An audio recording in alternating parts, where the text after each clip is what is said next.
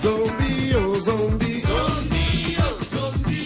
Zombie, oh zombie. Zombie, oh zombie. Zombie not go go unless you tell him to go. Zombie. Zombie not go stop unless you tell him to stop. Zombie. Zombie not go. Good afternoon, ladies and gentlemen. Welcome to Toward Equality of Life. Here in the month of March, year 2011, we're now approximately a couple of years into the tenure of the current President of the United States, Mr. Barack Obama. As you know, I've given many lectures about this current presidency, which has disturbed me, as it has many people, quite greatly.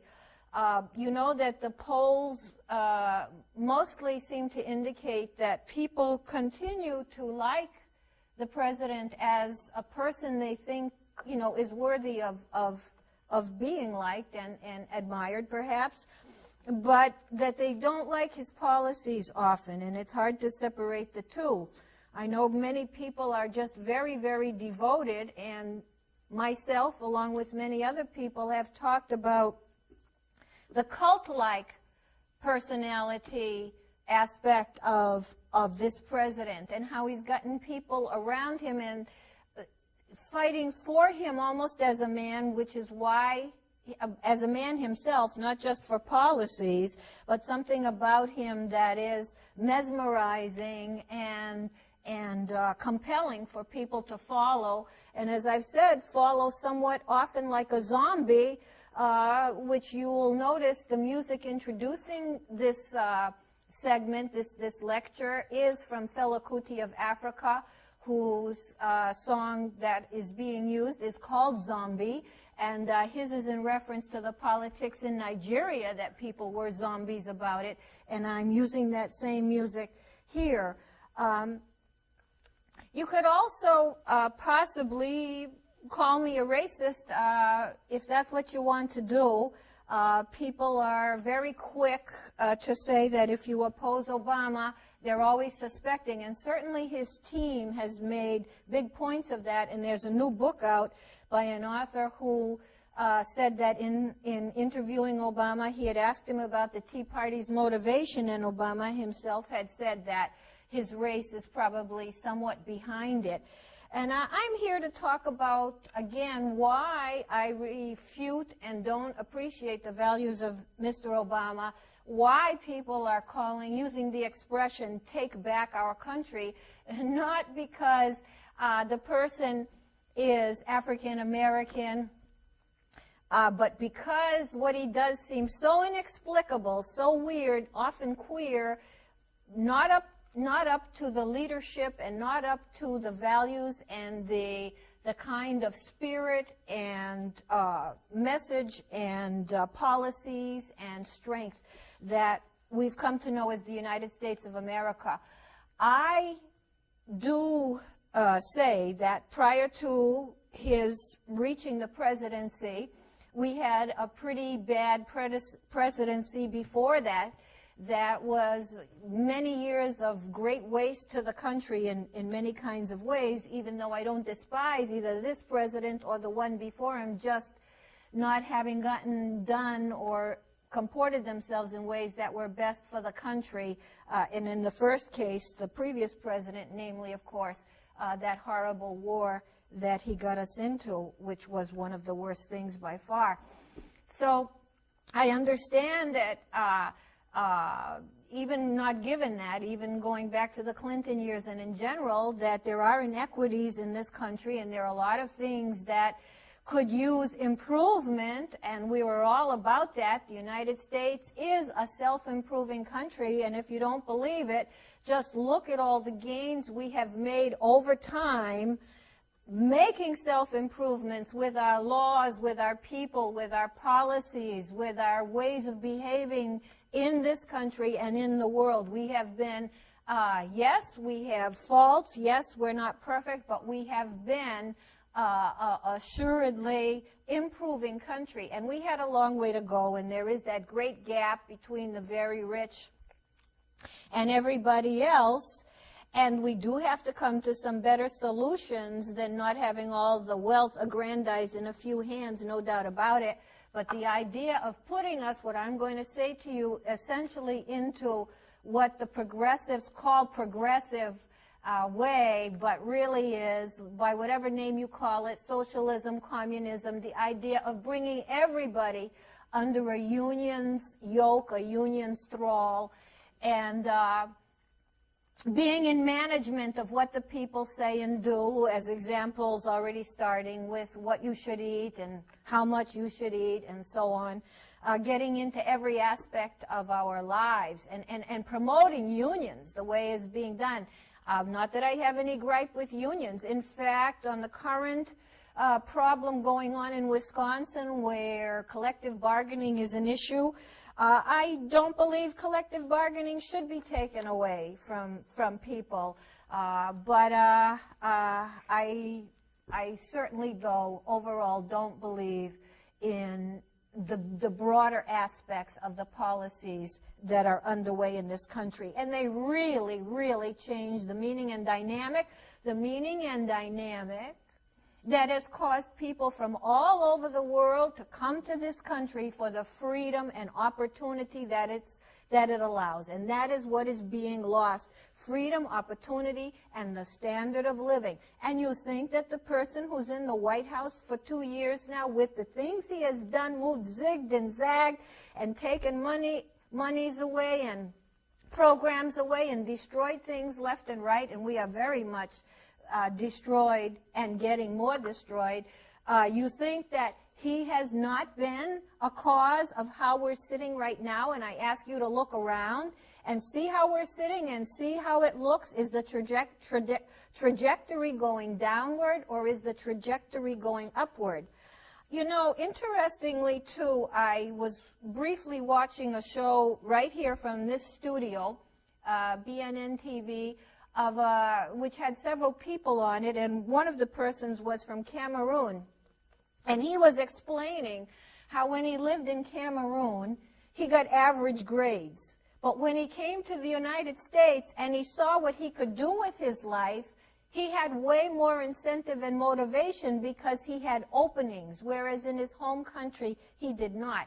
And this is what people come here for. And yes, people come here for the kind of justice we have too. Even though people are screaming that we have no justice, we do work on justice. And if you're going to talk about justice, you certainly want to be in this country sooner than most other countries of the world. So I don't know of anyone else. There is this cult thing. I don't know what the mesmerizing. Some people are hook, line, and sinker for this guy. Beyond, he could say anything, and they would follow him. And in his makings of Camp Obama and the ongoing organization he's got for his new election that'll be coming up, which he has said he wants to make an organization that will not only effect him winning an election in 2012, but carry on his principles into the future. And he's got young people in there who are getting conditioned to go out and be ruthless. In fact, one of the policies that was taught to the people who went out and worked for him in the beginning was be ruthless and get into people's faces by one of the leaders of the groups. So there's something very new and different going on in this country, and it's not at all why people have loved this country, why they've tried to get here. And if this continues, will just be another piece of junk on the litter of societies that are just kind of there, and no longer this very special thing which we don't have to congratulate ourselves about, but in the history of humankind has never happened, and is a very young experiment indeed, and is the true value of people being able to make of their lives what they can, to speak their mind freely as possible, and for everyone to be given a sort of even break. And I say to you, if somebody is not doing well or has not had a good break, is it that person's fault? Is it the society's fault? Can people push against odds and get ahead?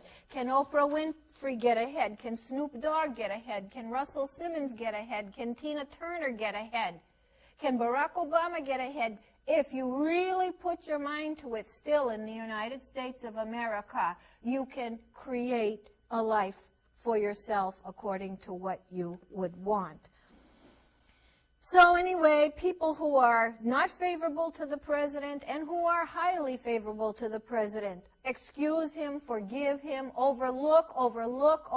Many, many times people are like, well, where's Obama's response? Or why is he silent on that? Or why did he say that? Or why won't he take questions from a reporter? Or why isn't he coming out to the podium? Or what kind of policy is it to never name the word terrorism or Islamic, never to be able to say that? What kind of nuttiness is going on? Is it any wonder that people have to come up with a justification and a way to understand who this guy is, who has all his records sealed? He doesn't want you to know him. His birth certificate, his passports, his college, his grade school, his medical records, his military conscription, anything like that is absolutely sealed. And why is a lot of money being spent still to not get the so-called long-form certificate? Which, okay, that's not an issue that's really worth, but it's very interesting that everything is sealed. You're supposed to believe the story that came in the two books that have his name, and everything is unknown. And I also say this because, as I've pointed out before, this president is stealth. What he's really doing with his hands here and there, while you just watch the announcements he occasionally makes when he comes out and creates the image of what he wants you to hear, you do not know. And maybe you don't even care because you're just following whatever he says or does will be good enough for you. And down the tube is going your freedom, and down the tube is going your opportunity. Do you know, this is a very separate thing, though, about the character or the things being done. And the president is like this. He pushes with what his ideology is and how he's trying to pervert and change the very nature of this society and make it just any old other kind of third world country or whatever country in the world, no longer the United States of America with such influence and prestige and responsibility. And when he gets a lot of pushback, as he did in the election of 2010, he pulls back. And then when he gets a little more leverage and things have settled down, he pushes again. And meanwhile, behind the scenes, he continues his work at eroding and erasing and changing the structure, ability, and financial integrity of the United States of America. One of the examples of how he works his thing, too, is recently, a few months ago, he brought up the phrase that's in the Declaration of Independence that we have inalienable rights endowed by our Creator to life, liberty, and the pursuit of happiness. That's a paraphrase of it. Each time, at least in 3 times, if not more, that he gave the quotation of people having rights, he failed to mention the Creator. The word Creator was always left out. In fact, the first time he was faced with it, of course, always on a teleprompter, and I think you should be a little curious and a little surprised that the only way the guy will speak is on a teleprompter. That in and of itself is very curious and it shouldn't be tolerated to the extent it has, that no matter what the simple little message is, it's going to be read this way and this way. But anyway, the first time it came across on his teleprompter, apparently 4 seconds he just kind of looked and then stalled, and then, of course, omitted the word creator. Finally, when people had kept writing about it, that the ones who don't favor him and noticed it, then one day he put in, I think, that word. He quoted it correctly. But that's the nature of how he goes. And he has some funny ideas about religion as well. For example, when he once was at the Georgetown University, which I believe is Catholic. It's certainly a Christian institution, I believe. And it had a symbol on the wall, IHS, just a sort of a symbolic thing, not a picture or an image. And he refused to speak unless that was covered in black. Very, very interesting. There's lots of little tidbits I could tell you that make, and people who follow behind the scenes and know all the intricacies of what's going on in Washington have some very big questions indeed. Now, also, as I said, all his background is absolutely sealed, and he won't give, and money is being spent, for example, with the birth thing, to keep it that way, okay? And there's been a lot of things. They apparently couldn't find such a certificate because the governor there in Hawaii recently, who's a friend of and is on the president's team, said he'd get it, and now that whole thing has just dissolved into nothing again. But beyond all that, every time you look, why do people say, is he a Muslim? Is he from another country? Is he this? Is he against the United States? Is he communist? Every figure you can find out, and it's been very hard to find out, but find out it has been done to some significant extent. Every figure you can see that he was tied to has reputations about it and auras about them that people don't agree with and would never be found affiliating with themselves. You never find in his background, from what you can find, people that you'd think someone who's the president, at least if you're the average United States person, perhaps the average Pennsylvania person carrying his Bible and gun, who when times are economically hard might react in certain sort of ways. Call us the typical hard-working people who don't want to have more taxes and are barely getting by with the kids, the family, the jobs, the layoffs, the car payments. The regular old stupid little people, they see affiliations that, or even people who are professional and maybe in higher range salaries, that they themselves would never have. And that's all you see in his background. And in fact, in the news at the time I'm giving you this lecture, a lot is going on about Libya and being shown about Libya, and of course Colonel Gaddafi. And did you know that Mr. Obama sort of had good relations as kind of a friend with Mr. Gaddafi? When the riots started happening, or the resistance started happening, you'll recall that the president was very, very slow. He just wouldn't speak on it at all. And I noticed I got this thing here from February 23rd of this year.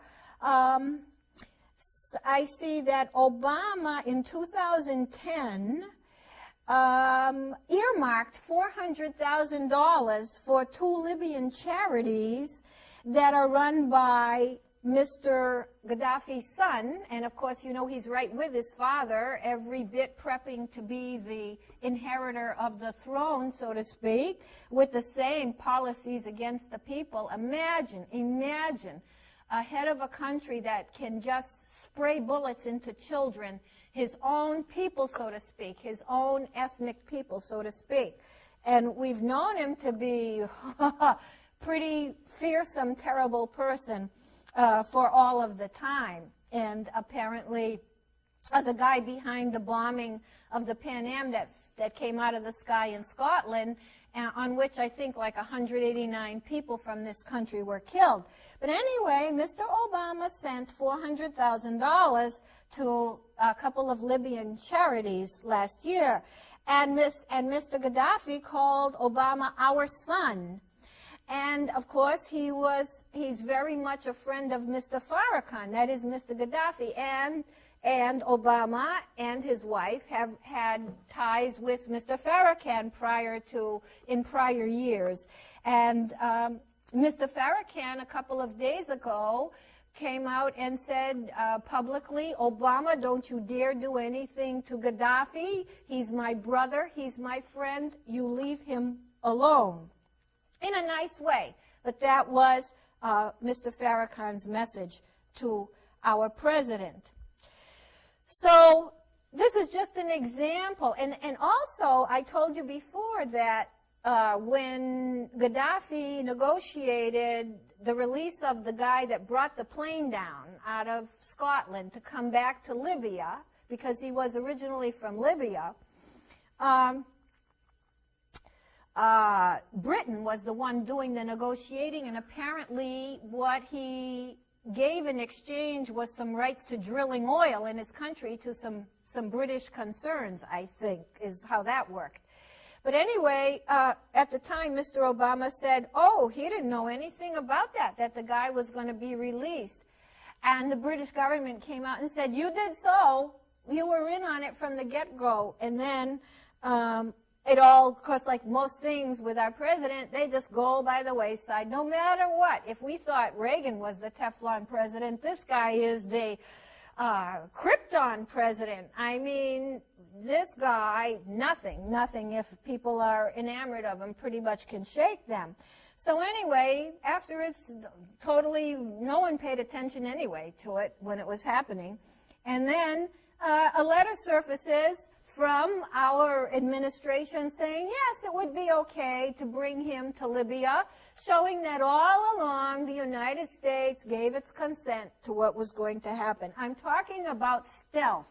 I'm talking about doing things. Look here, everybody. We're going to have blue skies and clean oceans, and the clouds will open and angels will sing. I'm talking about, look here, everybody, for the image I'm making for you. And I'm saying, over here, everybody, I'm very busy at work doing what I believe in. I believe there's two things about our president. Number one, he's ideologically convinced he's a spirit. And if you know people who are communist or socialist, like these Julian Assanges, the Bill Ayers, and many others, I've had some personal acquaintances with persons of these kinds of persuasions, experience, and so on. If you know them, it's an all or none thing. It's a fever. Very rarely do people, I'm surprised that they maintain this. Decades go by and they maintain this ideology. And they fight and they keep the fight up. There's a store right here in Cambridge called Revolution Books. There's a person there that I know, and if he's watching, he'll see me and not mind. I don't think that I'm saying this, but had the fever. I knew him 30 years ago. The fever, doggedly do whatever and continue on this till all people are brought down to the same size, till and what happens, of course, then rulers have to rule over you. Everybody's brought down, everybody's wrapped up, and then the rulers get to rule, of course. I believe there's two things about our president. Number one,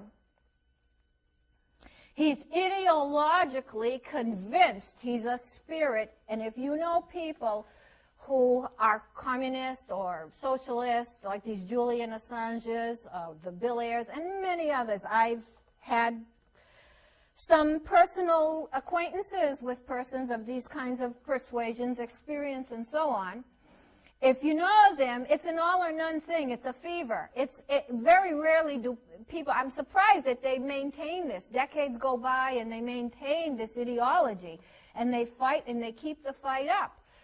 There's a store right here in Cambridge called Revolution Books. There's a person there that I know, and if he's watching, he'll see me and not mind. I don't think that I'm saying this, but had the fever. I knew him 30 years ago. The fever, doggedly do whatever and continue on this till all people are brought down to the same size, till and what happens, of course, then rulers have to rule over you. Everybody's brought down, everybody's wrapped up, and then the rulers get to rule, of course.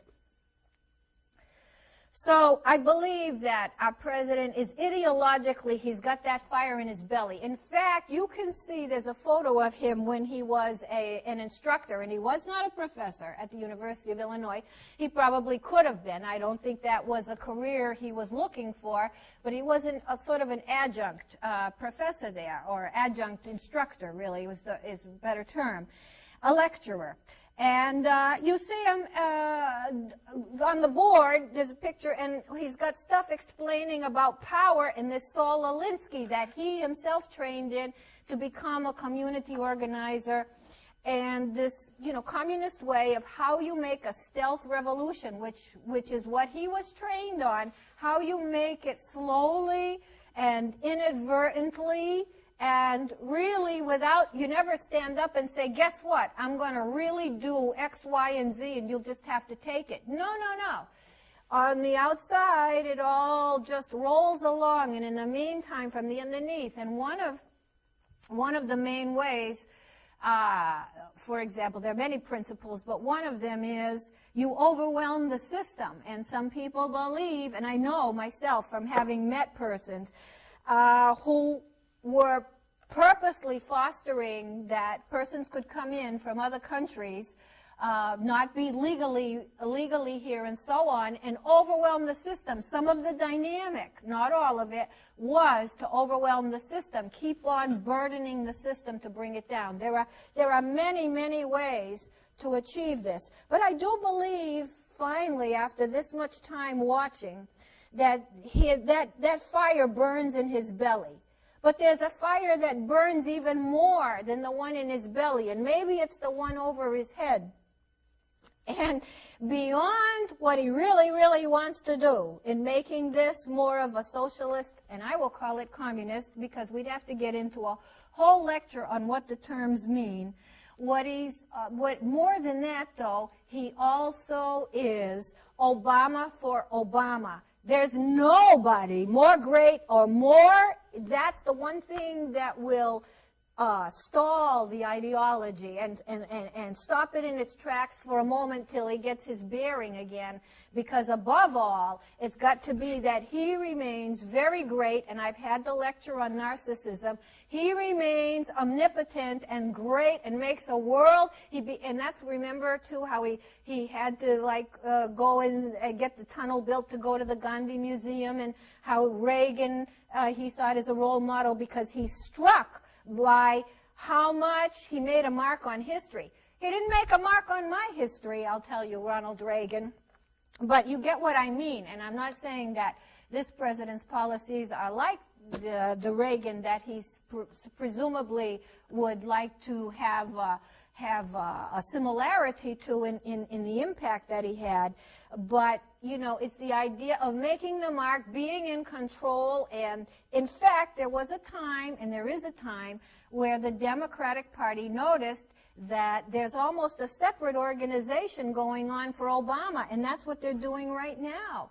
They are conditioning people to go out there and be ruthless as anything, and not just for, not just for sort of equality of people, social justice theory, which is a whole other lecture, which I would not give the time of day to, but also Obama is Obama the Great, and that's how he becomes Obama the Messiah, etc., etc. So yes, so the kind of company he keeps, and that includes now who's really with him, except for the bankers who are all around them, stealing our money, have stolen all our money, all the bankers. Goldman Sachs helped him get the presidency. They put out a very big amount of money back when he started to run and so forth. And the bankers really run the Treasury, and boy, that hasn't been good for us at all. Bankers have always run it. They ran it in Clinton, they ran it in Bush, but they're really there now. I don't think Obama's very literate on economy. First of all, he's against capitalist economy the way it is. So, and there's a lot of reasons to challenge the inequities in our economy, as there needing to be a rebalancing, but not to take away the freedom and opportunity for people. So, so looking at some of the people who now get to be his affiliates, the ones he's interested in being with, there are many that many of us would not affiliate with, and whose ideas we don't agree with, and whose ideas are very much unlike what has been the history of the United States. One of these guys is that famous man, Mr. Soros, who's a world financier, hedge fund operator of very great wealth, who's very interested in controlling populations and countries and making the board, you know, spill out of countries and who's doing what and where the money is going. Very influential, has very much contact in many societies and organizations, all influencing and working in so many ways. Involved probably in that flotilla, which many of you probably didn't even notice because our lives are so busy. You're not even noticing all these intricacies. But the flotilla that was sent to Gaza from Turkey, and there was a skirmish on it, remember, and it was sort of, and Israel was the one that got into the skirmish, trying to prevent them and so forth. And in fact, Mr. Ayers and his wife were on the first one, and when they went to Egypt, they were busy for a while fomenting resistance and revolution on the streets of Egypt. This was not very long ago. You know, you've got to know, you should know more, but you don't know about these players with whom he has very close company. And another one of them is Holdren, a man named Holdren, who is currently his science advisor. And to give you a flavor of both Soros and this guy Holdren and what I'm talking about, I'll read to you what Holdren has said. And he was asked about it recently because he said it many years ago, and he said, oh, it still stands today. And here's what he said. And this is kind of the philosophy helping all this kind of thing happen. A massive campaign must be launched to restore a high-quality environment in North America and to de-develop the United States. De-develop the United States. Do you know that Obama has canceled our shuttle missions? We no longer, our last shuttle, I believe, will be coming home soon. We no longer, and I'll tell you what, many, if we want to put, remember I said call me a racist if you will, if that's what you want to make of this. Many, let's talk about the race issue. Many persons who work at NASA and are affected happen to be African Americans. There has been tremendous influx and balance with African American members of NASA. And he told the guy, by the way, just for the record, the guy who's the head of it, that instead his job now is going to be to reach out to the Muslim world, if you can believe this. And I believe there is something about technologies, you know, helping with technologies that we've developed and making them feel good about themselves and their achievements. And we'll get back to this whole Muslim thing. Anybody who's already tilting, or even, I guess if you're mesmerized and zombie-ish, you don't mind. That doesn't make you say, what? Say what? But if you're not, it's like, what? So many things have gone by the wayside that we no longer have that are being brought down. So he says that we have to de-develop, and so does this guy Soros, this international financier. Resources and energy must be diverted from frivolous and wasteful uses in overdeveloped countries, the United States. We're overdeveloped, to filling the genuine needs of underdeveloped countries. This effort must be largely political. This is this guy Holdren, who's been with him from the start, with the president. And by the way, what kind of reasoning is it, let's be serious, that we have to go down so that you can go up? In other words, I have to take all of Oprah's money so that more people who have no money can be satisfied. I have to get back from Tiger Woods his money for his achievements, or from Tom Brady, so that other people who don't have what he has can be better off. What kind of thinking is that? That if one is doing well, that's got to be sacrificed so that the others can do well. And please, let's not, in this world as things go, everybody's guilty of corruption and immorality in their choices. But let's not put the United States as the worst beast on the planet. Let's not do that, because that would not be a proper and objective classification. And this guy says, too, this science advisor, only one rational path is open to us, simultaneously de-developing the overdeveloped countries and semi-development of the underdeveloped countries in order to approach a decent and ecologically sustainable standard of living for all in between. By de-development, we mean lower per capita energy consumption, fewer gadgets, and the abolition of planned obsolescence, and so forth and so on. So, now, why do we not hear at the same time, with this kind of philosophy, if you will, why do we not hear about conservation? Why do we not hear that, everything is about let's keep going at the rate, why are we not hearing that we should conserve more if we have concerns? But should we have to become more poor, which is what is happening, we are becoming more poor. And while I think of it, yesterday the news was that the unemployment figure had dropped by 0.1% to 8.9, which is a trick. And somehow it dropped by 0.5% the last month, the month before, which was also made no sense at all that this could happen. And what's really happening by the people that are picking it apart and not just somehow going along with the zombie impression, that more and more people are just giving up on looking for work, or have like 1 day a week of some kind of work and so on. And the roles and the population of that group is very high. Some people are putting it at about 16.7 to 17 million people. So I say, look around you. Is this a right way to be going? Is this a right way to be going?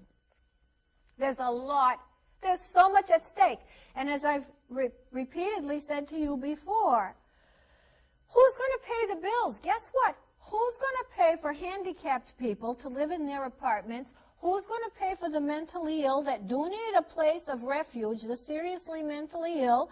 Who's going to pay for the mentally retarded?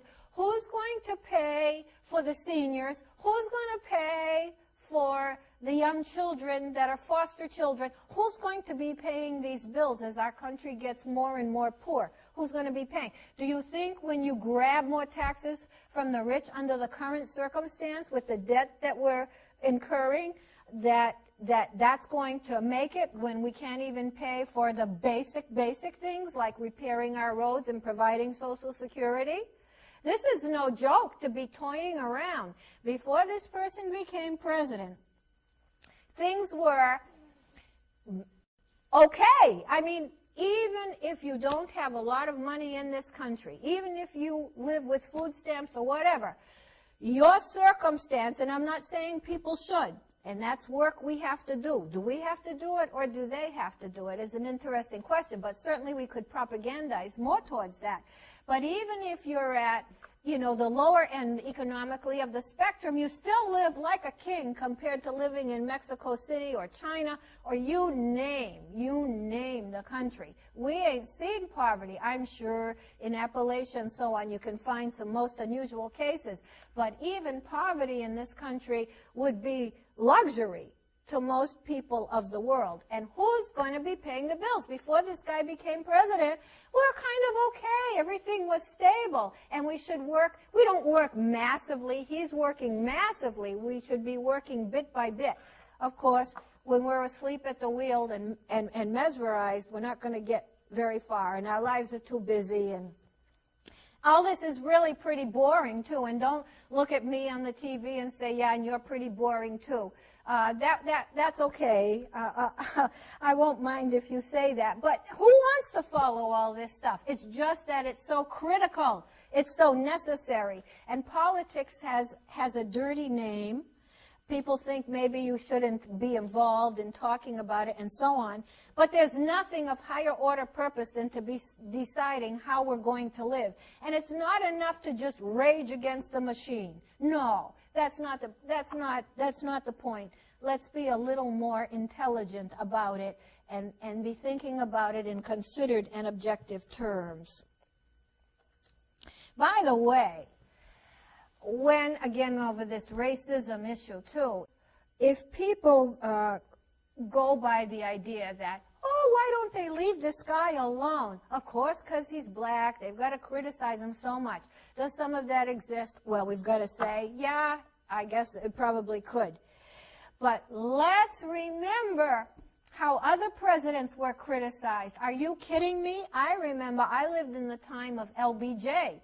And I remember people standing there and just publicly saying, "This, you are a pig." They would call him a pig. They call him every name, way more than what we've seen around here. And as far as the Hitler things go, of course, you know the people in Wisconsin are using it now. Remember, they tried to paint Tucson with, oh, you shouldn't use, bad language. And they're some of the most vile users, the one that accused of that, and they've been using again, so on. But I remember when the previous president, a couple of years ago, was president, and it was in the war, there were what would you call them, imprints on mailboxes in the sidewalk in my neighborhood calling him Hitler. So, believe me, presidents get criticized, and if people are criticizing the First Lady, who lives the high life quite a bit, I think we should go back, and people won't remember how much people reviled Nancy Reagan. Let me tell you, she was very much into the wealth and the great clothes and very highfalutin shenanigans at the White House, and boy, was she criticized for it. So people get criticized. You put yourself out there, I'll probably be being criticized. And by the way, let me say, because my time keeps going as we talk, but I do have a little note here to myself. I have so much to tell you all the time, that while we're saying all these things, besides all of that, I just want to make a point, because I bring up the idea of Muslim and all this. The United States should not be in Arab land. Or Muslim land. What the heck are we doing in Arab land? Or Muslim. Why? Who the heck would like that we're in their land, pretty much occupying and pushing people around? Which is just a separate thing I wanted to say. So, I know more about this than I'd ever want to. I'm boring my own self with it. I told you we've got a president who's A, for the communistic, call it what you will. The union, you think he wants unions just so that, why would a president, that's not even a president's proper role. He's not supposed to be involved. He's always meeting with Andy Stern, at least last year, who's the head of the biggest union, SEIU. He's now stepped down. He went to a corporate board, and many things have been written about him making deals with corporations. That's how he grew so big, that are better for the corporations than the people in the union. Things like not being able to speak, their grievances, or about the company, and so on. All kinds of different giveaways to corporations in his union. And this is a guy that's met with the president at the White House many times. They work in tandem. This guy Trumka, who's head of, AFL-CIO probably, he says he talks with the White House every day. Recently, this video was shown. What is he being involved doing this? Do you not think he would just put everybody, I know he wanted doctors even, according to this healthcare thing eventually, into unions. What is the point of that? And what about people who want to make their own way, this one great first bastion of where people can independently make their own way. But doesn't it help you in controlling people and having them where you want them? If they're all unionized and you force everything into union and then all the rates are set of what you'll be paid, what you have to do to work, and there you have it. There you have it. You know, who wants all this freedom? People all doing their own thing. We want to control this, get it down pat.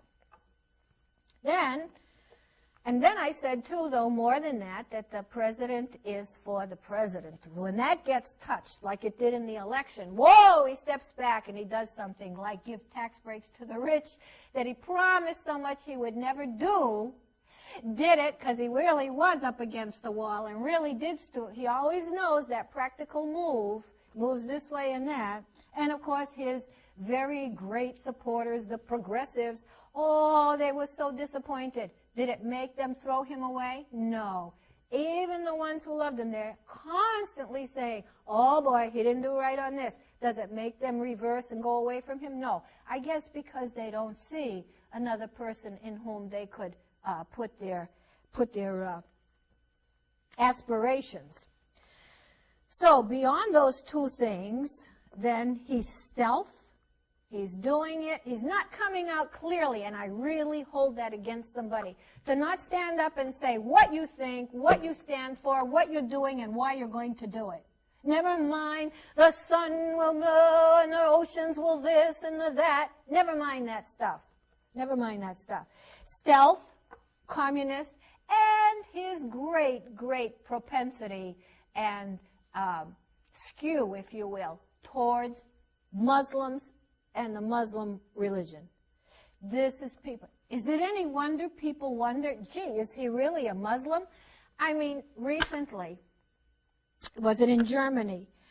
Someone who was a Muslim from Kosovo, who was living in Germany, got on a bus, and he shot, and he had many rounds, and the gun jammed, thank God. But 4 people were hit, and these were U.S. military on this bus, and 2 of them died.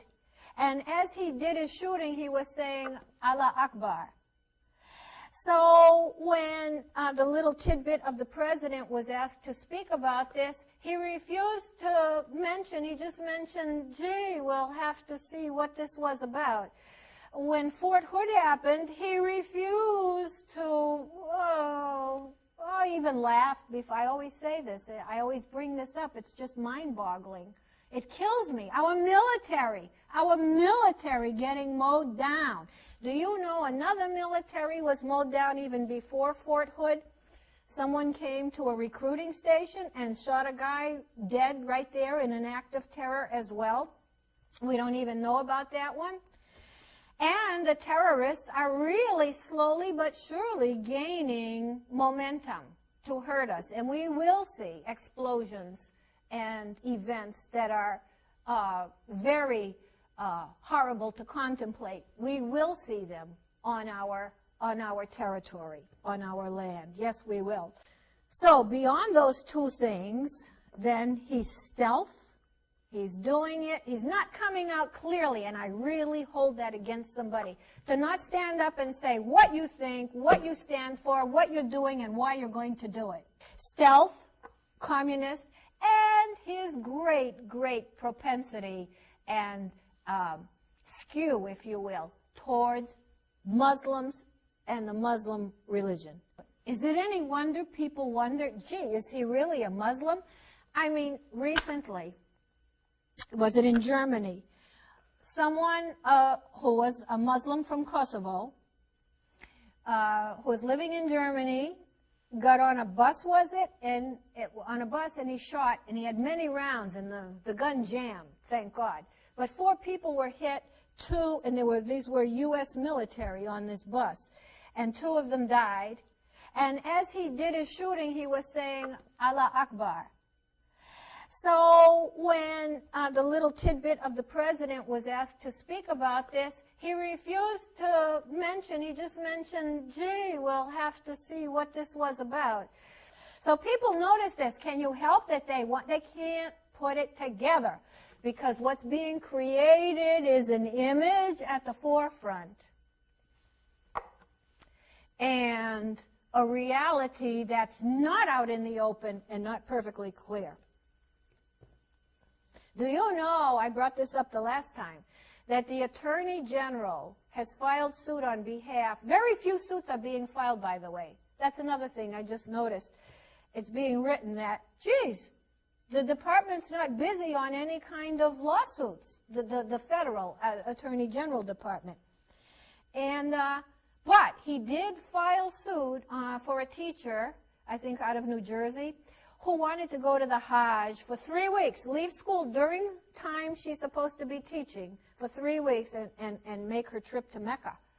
And, of course, the school said, no, you can't do that. Who's going to teach the kids? So the Attorney General has filed a suit on her behalf. Yeah, so I think if we look at some of the missteps, the omissions, the moves that this president has made, and if he weren't this mesmerizing character that people seem to like no matter what, and perhaps being in the racist mode, if he weren't the African-American reverse racism where anything he does is okay, maybe based on his race, don't dare trip up on the race point, gets overlooked. Wouldn't someone, if it were Hillary, be pummeled to the ground? If it were George Bush, be pummeled to the ground? This guy has made many, many more transgressions, never get held to account for them. And I say to you, look around. Is this country, compared to 2 years ago, going in a direction you think is going to be the best fulfillment and the best way for us into the future? Our president has spent 3 times as much prorated as the previous one. He's just spent money like it grows on trees. And our money, our taxpayer money, what we did have that was sitting in our treasury, or even if it were IOUs, but many fewer IOUs, just wiped out by a door that's essentially the vault was open, and the very wealthiest, not only of this country, but of other countries as well, have got to feed on the money, take the money, and they continue to get the best deals regarding the money. Do you think it's in our country's best interest to have such low interest rates when people want to save and so on? Has that been helping us? Who has that kind of policy been helping? And now with the very low interest rate, the price of food, the inflation going through the roof, the weakening of the dollar, the world watching the weakening of the dollar and talking about replacing it as the world currency. Whose interest does that serve, I ask you? The president, as people have said very often, never had a regular job, never had to meet a payroll, never had to really, he always was involved with nonprofits and huge sums of money transferring hands. And it just seems like he doesn't know the meaning of money, or worse yet, he might not care what he's doing with the money. And of course, he ignores the will of the people. Many has been the time, even though his defenders speak very vociferously, there have been periods where the majorities have been decidedly against, begging that he not do what he do, and he ignores it. In fact, when the period between the last election and now was happening, before the new Congress came in, his party and his people acted as though nothing had changed. Unheard of before. Most people would have just laid low and allowed the vote to be heard, but not this. And I'll tell you something.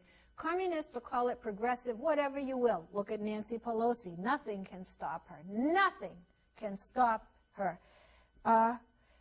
They're infused with this spirit, with this virus, with this ideology. Nothing stops them.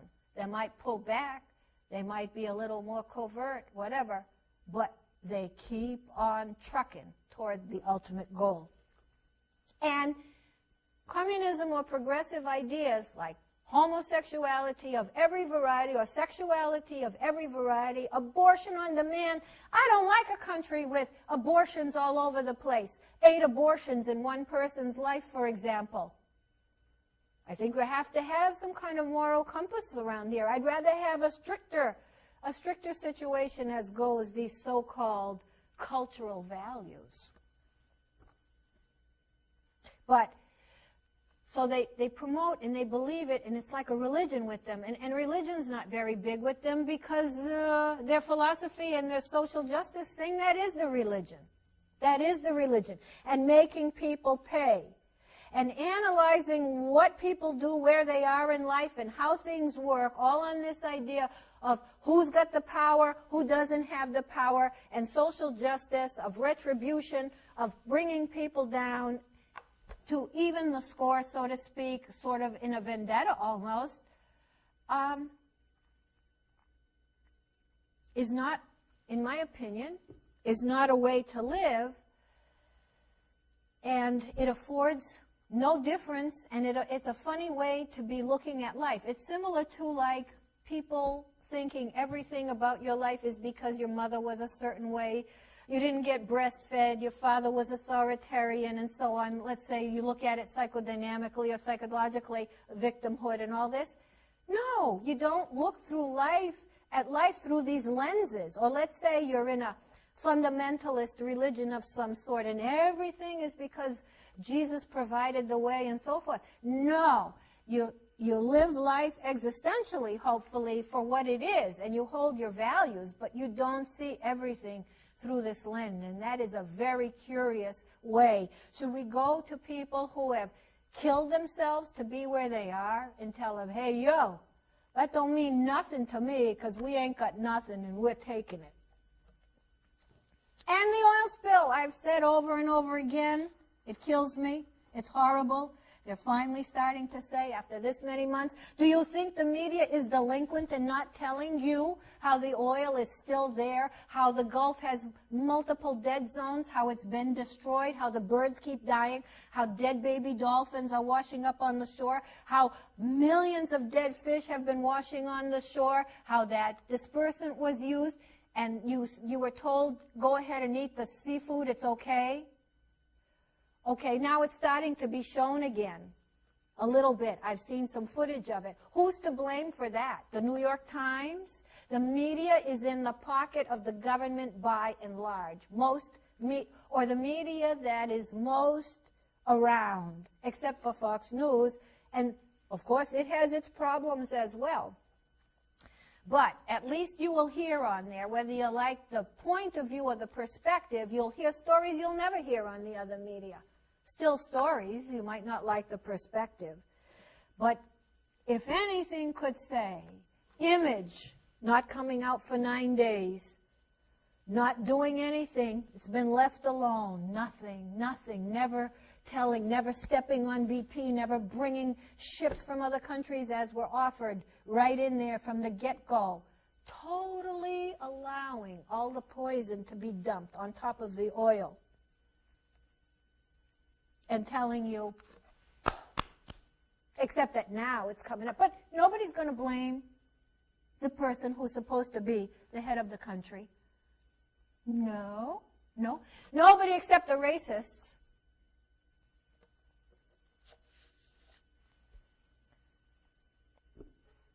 Of course, he's also made an awful lot of bad gestures to people who have been our longtime friends in the world. Did a number with Karzai, Sarkozy, England, Israel, so forth. And I see my time is continuing to run, so I'm going to have to, I had so much to tell you, and I never got beyond the first page. I want to be sure that what you're hearing is freedom is being lost. You see how much people are struggling, doing anything. They're willing to give up their life in Libya and Egypt and so on for freedom. You don't know what you're losing till you don't have it. You don't know it. And the terrorists, I'm not into like hate the terrorists. I'm like, get the heck out of Arab lands. Or Muslim. I gave you a lecture about Hassan, who did the shooting at Fort Hood, into the mind of why he became like he did. Not thinking, oh, you ugly terrorist, but how people become convinced of this route. And I do think that when lots of people, families and children are getting their legs blown off and dying in Waziristan and Afghanistan as we speak, I think that's terrorism too. I do. I think that's terrorism too. And every bit as much terrorism. But that doesn't prevent me from knowing and thinking about and being aware of, in order to better prevent it, that terrorism from the jihadist wings of the Islamic religion are getting more and more prolific and able and consequential to our country in the attacks that they're making. And common sense would dictate to know more about it and to prevent it. It doesn't mean to get, kill the terrorists and go to war. No, it doesn't mean that. But it sure the heck means to get out of Arab lands. Or Muslim land. You have no right to be there. How ridiculous. And guess what? I have a friend who is from Iraq and who's lived there. In fact, I have friends from Morocco. I had one from Egypt, no longer in the country. Who else do I know? Turkey. I knew people from Iran. But anyway, I have a friend now from Iraq, and he lived through, most of that war. He lives here now. And he said to me, so when this whole thing burst open in the Middle East and so on, we were talking, and he said to me, just not being mean to me, just in rhetoric, so to speak, he said to me, now you're going to get it. Just speaking extemporaneously. He said, now you're going to get it. Meaning that the people from these countries are going to remember, and that is part of Muslim culture to a great degree. It's part of Israeli culture in a sense, too. The Old Testament kind of thing. Not that they're by the Old Testament. But they do believe in having to avenge wrongs that were done to them. And at the time that Egypt broke, and remember, too, that in the beginning our president was for Mr. Mubarak, till he changed his mind. Remember that, because he's always shimmying where it's going to be best for him till he figures it out. And they were even for a while trying to prop him up as being responsible for what went down in Egypt. Didn't work. But this idea of avenging and trying to think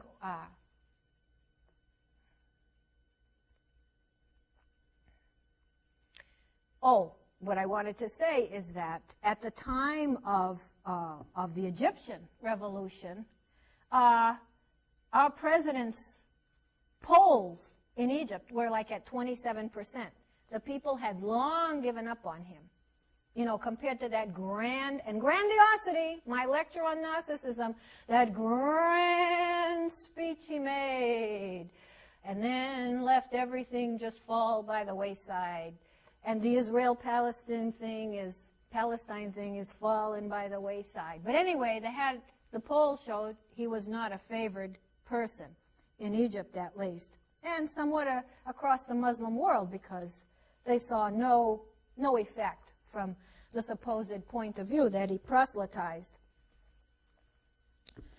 So we have some problems on our hand, and some of them are not even the ones we know about. And in the meanwhile, let me repeat again that this administration does not allow the word Islam, terror, and so on to be used in any of its documents, and certainly the guy who leads us.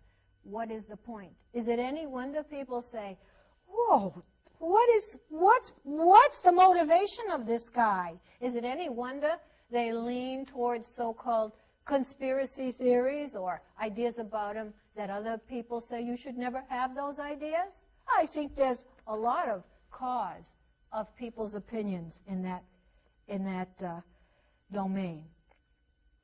Anyway, we still are very much a two-class system, and I'm going to be stopping pretty soon. So, Nancy, let's wrap it up here.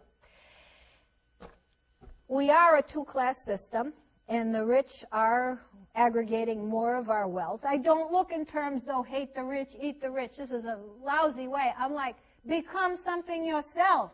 Teach your kids, guide your kids, make them read, know where they are at night, teach them good habits, teach them the meaning of life, give them some guidance, and they certainly need it. Make sure they're learning their ABCs, etc. Oh, you can still make it in this country. But as it stands, we do have a two-class system, and the irony is right now, with the powers that this president has aligned himself with, the bankers and so on, not that they've not been aligned in other ones, so it's a curious thing. But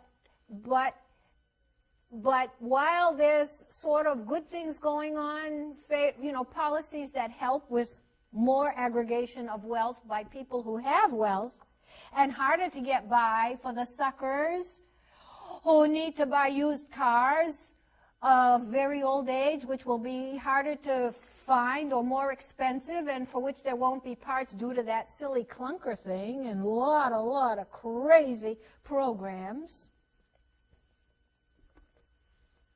that helped no one, but sure wasted a lot of money. Well, it did help a few people that got to buy a car with a very good deal. Yes, that it helped, whoever got lucky enough for that. But given this two-class system, never, ever has there been more consolidation of corporate power than during the rule of this president. It may not be all the corporations. Some may be having a harder time, but even he's very affiliated with GE and with JP Morgan, and before it was Goldman Sachs, and he's in with GE, and of course the union heads, which is a consolidation of corporate power in a sense, mighty power.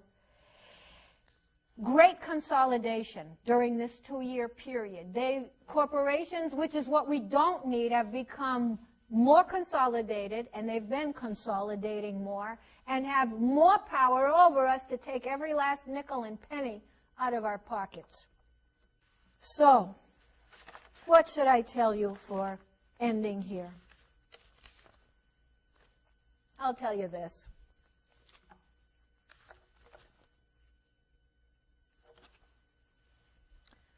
I just ask you to look around.